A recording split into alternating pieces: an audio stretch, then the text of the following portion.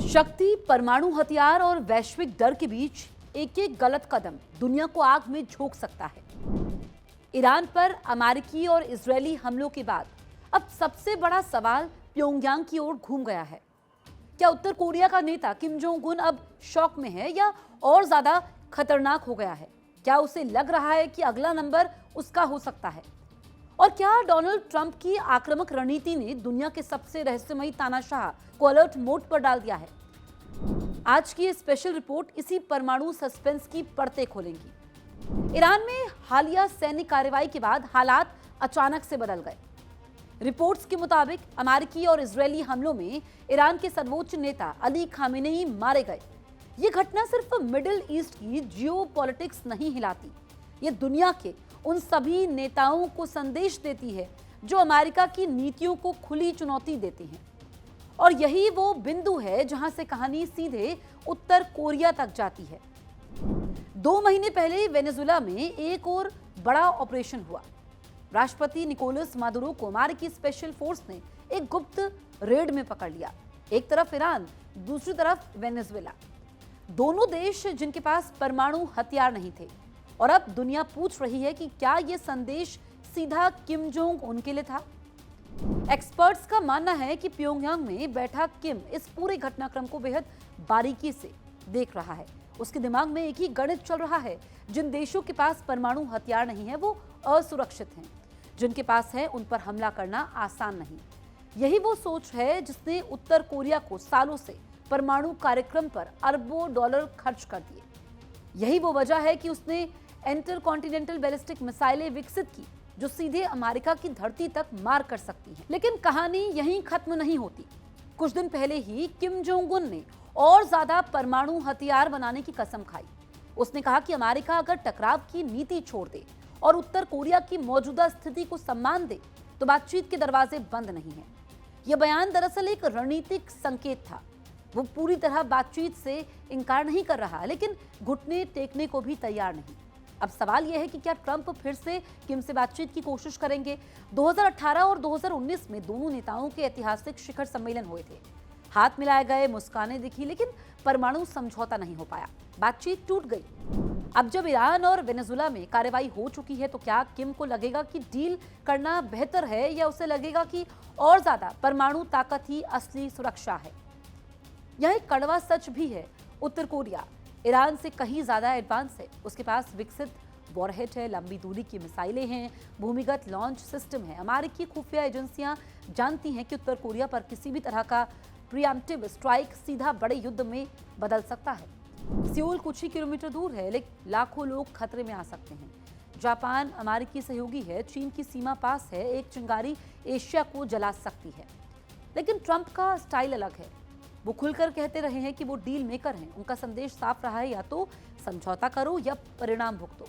अंतर्राष्ट्रीय राजनीति में इसे डिटरेंस कहते हैं, यानी डर के जरिए रोकथाम। सवाल यह है कि क्या ये रणनीति किम जैसे नेता पर काम करेगी जो अपनी सत्ता को अस्तित्व की लड़ाई मानता है? उत्तर कोरिया के विदेश मंत्रालय ने हालिया हमलों को अमेरिका की वर्चस्ववादी नीति बताया। ये बयान सिर्फ औपचारिक प्रतिक्रिया नहीं था, ये संकेत था कि प्योंगयांग खुद को घिरा हुआ महसूस कर रहा है। और जब कोई तानाशाह खुद को घिरा हुआ महसूस करता है तो वो 2 रास्तों में से एक चुनता है, या तो बातचीत या आक्रामक सैन्य प्रदर्शन। अभी सैटेलाइट तस्वीरें बताती हैं कि उत्तर कोरिया के मिसाइल ठिकानों पर गतिविधि बढ़ी है, सैन्य अभ्यास तेज हुए हैं, बयानबाजी सख्त हुई है।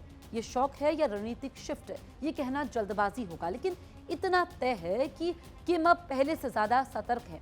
दुनिया के लिए ये पल बेहद खतरनाक है। एक तरफ अमेरिका अपनी ताकत दिखा चुका है, दूसरी ओर उत्तर कोरिया अपनी परमाणु ढाल को और मजबूत करने की तैयारी में है। बीच में चीन और रूस हैं जो अमेरिका की कार्रवाई की आलोचना कर रहे हैं। शक्ति संतुलन का ये खेल अब खुले मंच पर आ चुका है। अगर अमेरिका उत्तर कोरिया में ऑपरेशन करता है तो ये किसी सीमित रेड जैसा नहीं होगा, ये एशिया का सबसे बड़ा युद्ध बन सकता है। और अगर किम पहले हमला करने की सोचता है तो परिणाम और भी भयावह होंगे। परमाणु हथियार कोई साधारण बम नहीं होते, वो शहरों को मिटा सकते हैं, पीढ़ियों को प्रभावित कर सकते हैं। इस पूरी कहानी का असली केंद्र है डर। ईरान और वेनेजुएला की घटनाओं ने एक मनोवैज्ञानिक संदेश दिया है। जिनके पास परमाणु सुरक्षा नहीं है वो असुरक्षित हैं और यही संदेश किम जोंग उन को शायद और ज्यादा परमाणु महत्वाकांक्षा की ओर धकेल रहा है। तो क्या किम शौक में है? शायद नहीं।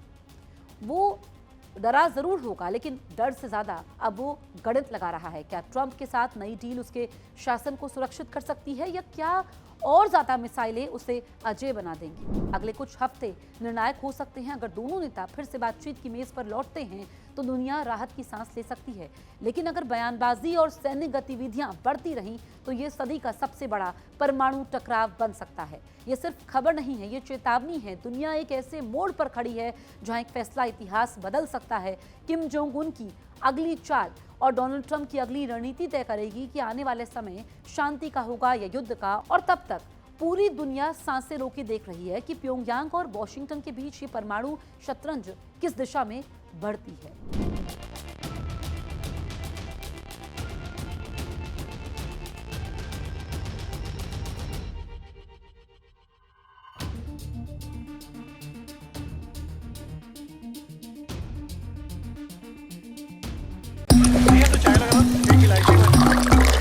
यहाँ ताजा खबर के साथ हर दिन की शुरुआत कड़क है। आमने सामने बैठ रखते हैं बात पूरे दम से, आराम से। चर्चा होती है बेधड़क। यहाँ किस्से कहानियों में बोल सरल और अंदाज बेहद कड़क मिलता है। जीने में एक तेवर है जो आता है सही ज्ञान, जानकारी और उससे कमाई कड़क नोट से। इधर मौके पर चौका नहीं छक्का लगा जलवा दिखाते हैं। कड़क क्रिकेट से अपने रोमांच को जो बढ़ाते हैं। यहाँ की हर बात का मिजाज एक है, मिजाज कड़क। आपका अपना YouTube चैनल कड़क लाइव बेधड़क। यहाँ ताजा खबर के साथ हर दिन की शुरुआत कड़क है। आमने सामने बैठ रखते हैं बात पूरे दम से, आराम से। चर्चा होती है बेधड़क। यहाँ किस्से कहानियों में बोल सरल और अंदाज बेहद कड़क मिलता है। जीने में एक तेवर है जो आता है सही ज्ञान, जानकारी और उससे कमाई कड़क नोट से। इधर मौके पर चौका नहीं छक्का लगा जलवा दिखाते हैं। कड़क क्रिकेट से अपने रोमांच को जो बढ़ाते हैं। यहाँ की हर बात का मिजाज एक है, मिजाज कड़क। आपका अपना YouTube चैनल कड़क लाइव बेधड़क।